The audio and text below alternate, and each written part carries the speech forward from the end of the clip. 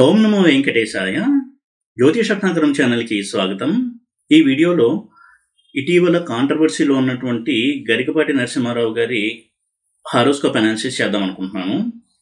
ఎందుకంటే ఇటీవల ఆయన కొంత వివాదాల్లో ఇరుక్కోవడము, ఆయన వ్యక్తిగత విషయాల వివాదంలో ఉండడము, ఆయన ఫస్ట్ మ్యారేజ్ గురించి కొంత ఆరోపణలు నిందలు ఎదుర్కోవడము, ఇటువంటి సంఘటనలు జరుగుతున్న నేపథ్యంలో వీటి వెనుక ఉన్నటువంటి జ్యోతిష కారణాలు ఏంటి, ఎటువంటి గ్రహస్థితులు, గ్రహాలు, దశ ఇలాంటి పరిస్థితులను కల్పిస్తున్నాయి. అలాగే ఆయన యొక్క వ్యక్తిత్వాన్ని ఇవ్వడంలో ఆయన చార్ట్ ఏం చెప్తోంది. ఎన్నోసార్లు చూసినట్టయితే ఆయన కొంత రేషనల్ థింకింగ్ ఉంది అనేది అందరికీ అర్థమవుతుంది. ప్రాక్టికల్గా ఆలోచించేటువంటి మనిషి, ప్రాక్టికల్ అప్రోచ్ ఉంటుంది ఆయనకి, రేషనల్ థింకింగ్ ఉంటుంది. ఏదైనా సరే హేతుబద్ధంగా ఆలోచించాలి అనేటువంటి ధోరణి కనపడుతూ ఉంటుంది ఆయన యొక్క ఉపన్యాసాల్లో. ఇటువంటి ఒక రేషనల్ థింకింగ్, ప్రోగ్రెసివ్ థింకింగ్, మూఢనమ్మకాలని ఎండగొడుతూ ఉండడము, అదే సమయంలో ఒక్కొక్కసారి నోరు జారి టంగ్ స్లిప్ అయ్యి కొన్ని వివాదాస్పద వ్యాఖ్యలు కూడా చేస్తూ ఉన్నారు. ఇవన్నీ కూడా బలపరిచేటువంటి కాంబినేషన్స్ ఏమున్నాయి చార్ట్లో అనేది ఎక్స్ప్లెయిన్ చేయదలుచుకున్నాను. అయితే ఆయన డేట్ ఆఫ్ బర్త్ అనేది ఇంటర్నెట్లో అవైలబుల్గా ఉంది. టైమ్ ఆఫ్ బర్త్ గురించి నేను కొంచెం శ్రమపడాల్సి వచ్చింది. నాకు అందిన డేటా ఆధారంగా, అలాగే ఆయన లైఫ్లో జరుగుతున్నటువంటి జరిగిన ఈవెంట్స్, ఇప్పుడు నడుస్తున్నటువంటి పరిస్థితి, వీటిని అనలైజ్ చేసి ఆయన లగ్నాన్ని కూడా నేను ఫిక్స్ చేశాను. దాని ఆధారంగా ఆయన యొక్క పర్సనాలిటీ ఎలాంటిది, ఆయన యొక్క ఆలోచన ధోరణి ఎలా ఉంటుంది, ఇప్పుడున్న పరిస్థితికి గ్రహస్థితి ఏ విధంగా కారణం, ఇలాంటివి కూడా నేను ఎక్స్ప్లెయిన్ చేస్తాను. అయితే ఈ వీడియోలో నేను ఆయన పర్సనల్ డీటెయిల్స్లోకి వెళ్ళేటువంటి ప్రయత్నం చేయట్లేదు. ఎందుకంటే ఆయన పర్సనల్ డీటెయిల్స్లోకి వెళ్ళి ఆయన మంచి చెడులు చెప్పాలి అనేటువంటి ఉద్దేశంతో అయితే నేను ఇక్కడ డిస్కస్ చేయట్లేదు. కేవలం జ్యోతిషపరంగా ప్లానటరీ కాంబినేషన్స్ ఆధారంగా ఆయన ఒక చార్ట్ని అనలైజ్ చేయదలుచుకున్నాను. అయితే చాలామందికి తెలుసు ఆయన ఒక ఆధ్యాత్మికవేత్తగా. అయితే ఆధ్యాత్మికవేత్తగా కంటే కూడా నేను ఆయన ఒక మోటివేషనల్ స్పీకర్గానే చూస్తాను. ఎందుకంటే ఆయన తన ప్రవచనాల ద్వారా చాలా పాజిటివ్ థింకింగ్ని, పాజిటివ్ యాటిట్యూడ్ని కూడా ఇచ్చేటువంటి ధోరణిలో ఉంటాయి ఆయన యొక్క స్పీచెస్. అయితే ఒక ఆధ్యాత్మికవేత్త కంటే కూడా ఒక మోటివేషనల్ స్పీకర్గానే ఆయన నేను ఎక్కువగా డిస్క్రైబ్ చేయడం అనేది ఇష్టపడతాను. ఎందుకంటే ఆధ్యాత్మికవేత్త అనేది సరైన పదం కాదు. ఆధ్యాత్మిక గురువులు అనేది చాలా పెద్ద మాట.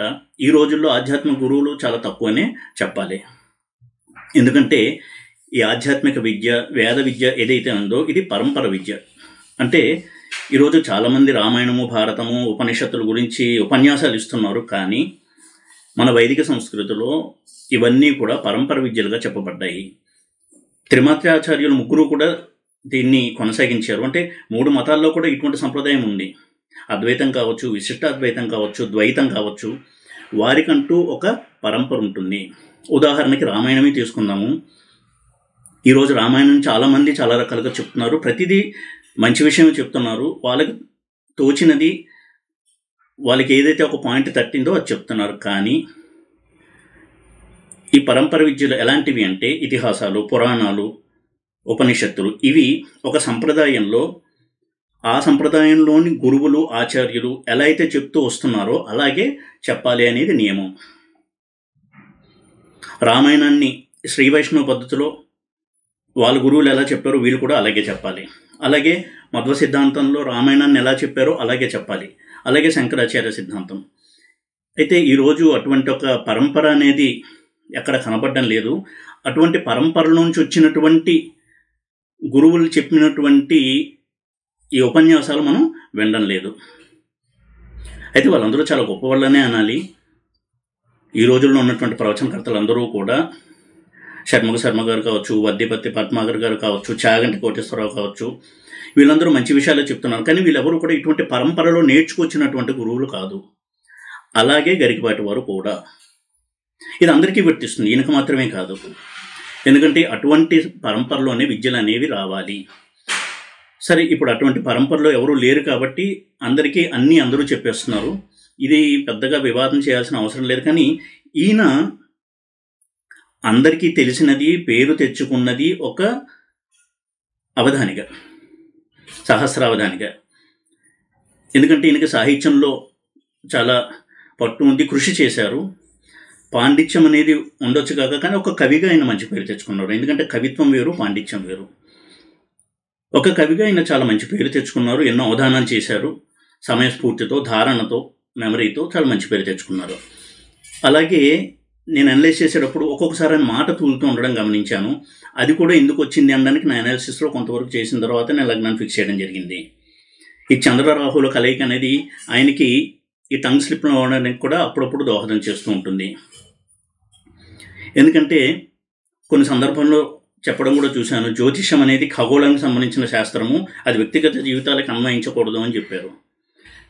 కాబట్టి అమ్మవారిని శరణు వేడితే ఈ గ్రహాలు మన ఏమీ చేయవు. తాటంక యుగళీభూత తపనోడుప మండల అని ఉంటుంది కదండి లలిత సహస్రంలో. అంటే అమ్మవారికి 2 తాటంకాలు, సూర్యుడు చంద్రుడు అని. నేను కూడా నా వీడియోలో ఎప్పుడు కూడా చెప్తూ ఉంటాను, రెమెడీస్ అనేవి డెస్టినీని మార్చవు. అయితే ఒక విపత్కర పరిస్థితి వచ్చినప్పుడు తట్టుకొని నిలబడి ముందుకెళ్ళడానికి దైవ సహాయం కావాలి, అవసరమో అనుకున్నప్పుడు రెమెడీస్ చేసుకోండి అనేది చెప్పాను. ఎందుకంటే భగవంతుని శరణాగతి చేస్తే ఏ రెమెడీస్ అవసరం లేదు. మనం కర్మని దాటి వెళ్ళాలి, కర్మని క్యాన్సిల్ చేయాలి అనే ఆలోచనే పొరపాటు. సో జ్యోతిషం ఎప్పుడు కూడా అది బోధించలేదు. అయితే జ్యోతిషంలో వ్యక్తిగత విషయాలు చెప్పబడలేదు అని అనడం కూడా కరెక్ట్ కాదు. ఎందుకంటే పరాశరుడు కావచ్చు, ఆ తర్వాత వచ్చినటువంటి ఋషులు కావచ్చు, ఎన్నో విషయాల్ని చెప్పారు వ్యక్తిగత విషయాలకి సంబంధించినవి. ఒక వ్యక్తి యొక్క ఎడ్యుకేషన్, అతని కెరియర్, మ్యారేజ్, చిల్డ్రన్, డెత్, ఇలాంటివన్నీ కూడా చెప్పారు. ఇది చెప్పలేడు అనడానికి మనకి అది చాలా అతిశయోక్తి అవుతుంది. కేవలం ఖగోళంలోని విషయాలు మాత్రమే చెప్పలేదు జ్యోతిష్యము. ఒక ప్రపంచము, అందులో దేశాలు, రాష్ట్రాలు, వాటి స్థితిగతులు అవి కూడా చెప్పబడ్డాయి. దాన్ని మండేన్ ఆస్ట్రాలజీ అంటాము. అది ఉంది.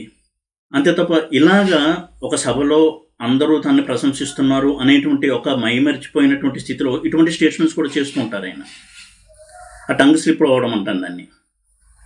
అదేవిధంగా ఇంకొక సందర్భంలో ఎక్కడో విన్నాను నేను, శ్రీకృష్ణ పరమాత్మకి శక్తి ఇచ్చింది అమ్మవారు అని. ఇది కూడా చాలా ఇది చాలా బాధ పెట్టేటువంటి ఒక స్టేట్మెంట్. ప్రతి జీవుడికి కూడా ఒక దైవం మీద అనురక్తి ఉంటుంది. ఒక్కొక్కరికి అమ్మవారు ఇష్టం ఉంటారు, ఒక్కొక్కరికి శివుడు ఇష్టం ఉంటారు, ఒకరికి శ్రీ మహావిష్ణువు ఇష్టం ఉంటాడు, ఒకరికి గణపతి ఇష్టం, ఇంకొకరికి సుబ్రహ్మణ్య స్వామి ఇష్టం. అంత మాత్రం చేత అమ్మవారే శ్రీకృష్ణుడికి శక్తిని ఇచ్చింది, లేకపోతే శ్రీకృష్ణుడు ఆ పనులు చేయలేకపోయేవాడు అని అనడం కూడా పొరపాటు. అది ఇటువంటి స్టేట్మెంట్స్ అన్నీ కూడా చేస్తూ ఉంటారు. అందుకే ఆయన ఆధ్యాత్మిక పరమైనటువంటి సరైన ట్రైనింగ్ తీసుకోకుండా వచ్చినటువంటి వ్యక్తి కాబట్టి ఆయన ఆధ్యాత్మికవేత్తగా చూడను, ఆయన ఒక మోటివేషన్ స్పీకర్గానే చూడాలి అనేది నా ఉద్దేశం. ఇక ఎన్నోసార్లు ఆయన స్టేజ్ ఎక్కినప్పుడు కొంతవరకు తనని తన కంట్రోల్, బ్యాలెన్స్ కోల్పోయి వ్యవహరించడము, ఇవన్నీ కూడా చూస్తూ ఉంటాము. ఇటీవల కాలంలోనే అలయబలయ కార్యక్రమంలో మెగాస్టార్ చిరంజీవి గారిని కొంతవరకు బాధ పెట్టేలా మాట్లాడటము. అంటే చిరంజీవి గారు మీరు ఇక్కడికి వచ్చేస్తే నా ఉపన్యాసం చెప్పేస్తాను, ఫోటో సెషన్ ఆపి అని, అంటే ఒక స్కూల్ మాస్టర్ పిల్లాడిని గద్దించినట్టు. ఈ విధమైనటువంటి ఒక అహంకార ధోరణి. ఆయన నిజంగా అహంకారం ఉందా లేదా అనేది పక్కన పెడితే ఆ సమయంలో ఆ ధోరణి అలాగే కనబడుతుంది. ఈయన పద్మశ్రీ అయితే ఆయన పద్మవిభూషణ్. ఆయనకి చాలామంది అభిమానులు ఉన్నారు. ఆయన కూడా చాలా కష్టపడి జీవితంలో పైకి వచ్చారు. కానీ ఆయన చాలా సౌమ్యుడు కాబట్టి దాన్ని ఇష్యూ చేయకుండా చాలా చిరునవ్వుతో దాన్ని స్వీకరించి దాన్ని మర్చిపోయి కలిసిపోయారు ఆయన. మరి ఇన్ని ప్రవచనాలు చెప్పి ఈయనకి ఆ బ్యాలెన్స్ అనేది లేదు. ఎప్పుడు కూడా ఆధ్యాత్మిక విషయాల్ని గురువు దగ్గర నేర్చుకుని ఆయన చెప్పిందే శిష్యుడు చెప్పాలి తప్ప తమ సొంత పైత్యం అనేది చెప్పకూడదు. చాలామంది ఇప్పుడు చేస్తున్నది అదే, అది వేరే విషయం. అలాగే విశ్వబ్రాహ్మణులను కూడా అవమానించడం జరిగింది. వారు బంగారు నగలు చేసేటప్పుడు కొంత తీసి దాచేసుకుంటారని, ఇటువంటివన్నీ చేసి అది కూడా కొంచెం వెటకారంగా మాట్లాడడం. ఈ వెటకారంగా మాట్లాడడం అనేది కూడా ఆయన చాట్లో కనపడుతుంది. అది కూడా నేను చూపిస్తాను. అయితే ఇప్పుడు తాజాగా ఈ వివాదం అనేది వచ్చింది ఆయన యొక్క మ్యారీడ్ లైఫ్ గురించి. అందులో ఎంతవరకు నిజం ఉంది, ఎవరి వర్షన్ ఏంటి అనేది మనకి క్లారిటీ లేదు, అంత లోతుల్లోకి వెళ్ళవలసిన అవసరం లేదు. అయితే జ్యోతిషపరంగా దాని కూడా కారణం అనేది ఏంటి అనేది కొంతవరకు మనకు కనపడుతుంది ఇప్పుడు నడుస్తున్నటువంటి దశాభుక్తిని కనుక చూస్తున్నట్టయితే. ఆయన మంచి సాహితీవేత్త, అవధాని, ధారణాశక్తి ఉంది. అయితే కొన్ని మైనస్ పాయింట్లు కూడా ఉన్నాయి కాబట్టి కొంత వివాదాల్లోకి వెళ్తూ ఉండడం జరిగింది. ఇవన్నీ పక్కన పెడితే ఇవన్నిటి నేపథ్యంలో ఆయన క్యారెక్టర్, ఆయనకు జరిగినటువంటి ఇన్సిడెంట్స్, వీటికి జ్యోతిషపరమైన కారణాలు ఏంటి అనేది అనలైజ్ చేసేటటువంటి ఒక చిన్న ప్రయత్నం నేను చేస్తాను. ఈ వీడియోలో ఆయన యొక్క చార్ట్ చూపించి ఎక్స్ప్లెయిన్ చేస్తాను. ఇది గరికపాటి నరసింహారావు గారి హారోస్కోప్. ఇది ఆయన లగ్నము సింహ లగ్నము. లగ్నంలో రవి, బుధ, శుక్ర, 2 చంద్రరాహువులు, 3 గురువు, 4 శని, 8 కేతువు, 10 కుజుడు. అయితే ఈయన యొక్క ప్లానటరీ అలైన్మెంట్ కనుక చూసినట్టయితే లగ్నంలో రవి, బుధ, శుక్ర అనేది చాలా మంచి యోగంగా కనపడుతుంది. లగ్నాధిపతి లగ్నంలో ఉండడము, అందులోనూ సెకండ్ లార్డ్ అయినటువంటి బుధుడు, థర్డ్ లార్డ్ అయినటువంటి శుక్రుడు ఇద్దరూ కలిసి రవితో లగ్నంలో ఉండడము, ఇది ఆయనకి సాహిత్యంలో అంత మంచి పేరు రావడానికి కారణమైనటువంటి చాలా అద్భుతమైనటువంటి కాంబినేషన్. ఎందుకంటే సెకండ్ లార్డ్, థర్డ్ లార్డ్ కలయిక ఇది లిటరేచర్లో మంచి పేరును సంపాదించుకోవడానికి సహాయపడేటువంటి కాంబినేషన్ ఇది. అది కూడా లగ్నాధిపతితో కలిసి, ఆ లగ్నాధిపతి కూడా రవి అయి ఉండడం, అందుకే ఆ ధారణా శక్తి కూడా ఆయనకు అద్భుతంగా ఉంది. లగ్న బలం చాలా బాగుండడము, లగ్నంలో మంచి యోగం ఉండడము, వీటి వల్ల ఆయన సాహిత్యంలో మంచి పేరుని తెచ్చుకున్నారు. అలాగే ఎప్పుడైతే సింహలగ్నం అయ్యి రవి కూడా అందులోనే ఉన్నాడో కొంత ఈ రాయల్ స్టేటస్, అలాగే కొంత అహంకారంగా మాట్లాడినట్టు అనిపించడము, ఈ ధోరణి అనేది ఉంటుంది. ఆ విధంగా వీరి యొక్క మాటలు అనేవి ఉంటాయి. ఎందుకంటే సెకండ్ లార్డ్ అయిన బుధుడు రవితో కలిసి లగ్నంలో ఉండడము, అసలు రవి ఉంటేనే ఈగో లెవెల్స్ అనేవి ఎక్కువగా ఉంటాయి. అందులోనూ బుధుడితో కలిసి రవి లగ్నంలో ఉండడం అనేది ఆ వాక్కులో కూడా అటువంటి ఒక కొంత అహంకార ధోరణితో మాట్లాడడంలో అనిపించడం కావచ్చు. ఒక్కొక్కసారి వెటకారంగా కూడా మాట్లాడుతూ ఉంటారు. దానికి కారణము ఆ చంద్ర రాహుల కలయిక సెకండ్ హౌస్లో. ఇది వెటకారంగా మాట్లాడడమే కాదు, హాస్యస్ఫోరకంగా మాట్లాడడము దాన్ని కూడా సూచిస్తుంది చంద్ర రాహుల కలయిక సెకండ్ హౌస్లో. ఇక ఇదే చంద్రరాహుల కలయిక సెకండ్ హౌస్లో ఉండడం వల్లనే మాట తూలి ఒక్కొక్కసారి సమస్యల్లోకి వెళ్తూ ఉండడము, వివాదాస్పదమైనటువంటి మాటలు మాట్లాడుతూ ఉండడము, దానికి కారణం కూడా ఈ రాహువుతో ఉన్నటువంటి చంద్రుడు సెకండ్ హౌస్లో. రాహువు ఒక్కొక్కసారి బౌండరీస్ని దాటేలాగా చేస్తూ ఉంటాడు. అది అప్రయత్నంగా అనుకోకుండా కూడా జరుగుతూ ఉండొచ్చు, బట్ దానికి కారణం ఈ కలయిక సెకండ్ హౌస్లో. ఇక ఆయన మ్యారీడ్ లైఫ్ గురించి చూసినట్టయితే దారపాదం అనేది సింహరాశిలో ఉంది. అందులో రవి, బుధ, శుక్ర ఉన్నారు. ఇక్కడ కారకత్వాలు కూడా ఇవ్వడం జరిగింది. చంద్రుడు ఆయనకి దారకారకుడు. అటువంటి చంద్రుడు రాహుతో కలిసి కన్యలో ఉన్నాడు. కన్య దిస్వభావ రాశి, అందుకే 2 మ్యారేజెస్ అనేవి అయ్యాయి. అలాగే ఫస్ట్ మ్యారేజ్ కూడా కొంత వివాదాస్పదం అవ్వడము, వాళ్ళిద్దరు విడిపోవడం కూడా జరిగింది. ఇటువంటి కాంబినేషన్ ఉండడం వల్లే రాహుతో కలిసిన చంద్రుడు కన్యా రాశిలో దిస్వభావ రాశిలో ఉండడం అనేది ఒక కారణం. అలాగే దారపాదంలో ఇక్కడ ఏ7 చూపించాను, అందులో రవి, బుధ, శుక్ర, నైసర్గిక కలత్రకారకుడైన శుక్రుడు పాపగ్రహం అనేటువంటి రవితో ఉండడం అనేది సెపరేషన్ సూచిస్తుంది, 2 మ్యారేజెస్ని సూచిస్తుంది. ఇది కూడా ఒక కారణంగా చూడొచ్చు. అలాగే ఈ దారపాదంలో ఎప్పుడైతే ఇటువంటి ఒక కాంబినేషన్ ఉందో మ్యారిటల్ డిస్టర్బెన్స్ ఇవ్వడానికి ఇది ఒక బలమైనటువంటి కాంబినేషన్గా మనం చూడొచ్చు. అదేవిధంగా ఆయనకు సంతాన విషయం గురించి చూసినట్టయితే 5th లార్డ్ అయినటువంటి గురువు 3rd హౌస్లో ఉండడం, ఇది సంతాన వృద్ధికి చాలా మంచిది. అందుకే ఆయన పిల్లలు కూడా మంచి పొజిషన్లో ఉండడము, ఆయన ఒక కుమారుడు సాహిత్యంలోనే చాలా మంచి స్థితిలో ఉండడము, ఇవన్నీ రావడానికి కూడా గురువు యొక్క స్థితి చాలా బాగుండడం అనేది ఒక కారణము. అయితే ప్రస్తుతం ఆయనకి శని మహాదశలో కుజ అంతర్దశ నడుస్తోంది. జైమిని మండుగ దశ వచ్చేసి తుల దశ. ఇక్కడ టైం పీరియడ్ కూడా ఇచ్చాను. చరదశ వచ్చి సింహదశ, వింశోత్తరలో శని మహాదశలో గురు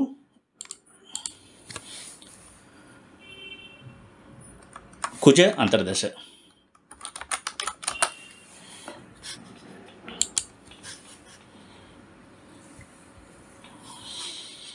ఈ విధంగా ఈ శనిలో కుజ ఎప్పుడైతే స్టార్ట్ అయిందో శని 4th హౌస్లో ఉండడం ఒక రీజను. అందులో రాజ్యారూఢము A4, కీర్తి ప్రతిష్టలకు సంబంధించినటువంటి ఆరూఢం A10 అంటే రాజ్యం యొక్క ఆరూఢము. అలాగే కుజుడు ఉన్నటువంటి వృషభంలోనే A8 ఉందంటే అష్టమారూఢం కూడా అందులోనే ఉంది. అందుకే కొంత అపవాదులు మూట కట్టుకోవడము, కొంత వివాదాల్లోకి వెళ్ళడము ఇవన్నీ కూడా జరిగాయి. అయితే ఇక్కడ చూడండి, ఆయన కారకాంశ లగ్నం అనేది ధనస్సు అయింది. కారకాంశ లగ్నం అంటే ఏమిటి అంటే ఆత్మకారక గ్రహం ఏది అనేది చూసుకోవాలి. అన్నిటికంటే ఎక్కువ డిగ్రీలో ఉన్నది ఆత్మకారక గ్రహం, ఆయనకి రవి. ఈ రవి నవాంశలో ఏ రాశిలో ఉంటాడో అది D1లో కారకాంశ లగ్నం అవుతుంది.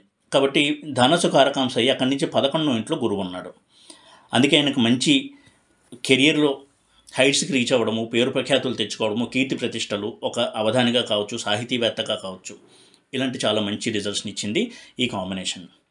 ఇదే చంద్రరాహువుల కాంబినేషన్ రేషనల్ థింకింగ్కి, ప్రాక్టికల్ థింకింగ్కి కారణమైనటువంటి కాంబినేషన్గా చూడాల్సి ఉంటుంది. ఎందుకంటే రాహు ఉన్నది చంద్రుడితో కలిసి, మనకారకుడైన చంద్రుడితో ఉన్నాడు, ఉన్నది బుధుడి ఇంట్లో, బుద్ధిక కారకుడైనటువంటి బుధుడు ఇంట్లో. ఆ బుధుడు లగ్నంలో లగ్నాధిపతితో ఉన్నాడు.